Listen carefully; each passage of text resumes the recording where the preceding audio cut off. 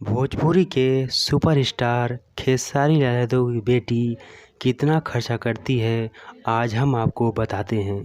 भाई भोजपुरी के तो बादशाह हैं, सुपरस्टार हैं और उनकी बेटी कीर्ति यादव तो भाई खर्चा तो करेगी करेगी। उनके पापा तो महीना में करोड़ों रुपए कमाते हैं और उनकी कमाई तो उनके बच्चे के ऊपर खर्च होगी। कीर्ति यादव का आप लहंगा देख सकते हैं, ये लहंगा 1.5 लाख रुपए का है और जो कि उनके पापा उनके बर्थडे पे अभी एक कार गिफ्ट की है जिसकी कीमत करीब 1 करोड़ रुपए है और रेंज रोवर खरीदी है कीर्ति यादव ने। बाप रे बाप, इतनी महंगी कार कीर्ति यादव ने खरीदी है। तो खेसारी लाल यादव ने अपने बेटी को गिफ्ट दिया है रेंज रोवर कार, जो कि बहुत महंगी गाड़ी है और इस गाड़ी की कीमत करीब 75 से 1 करोड़ रुपए के बीच है।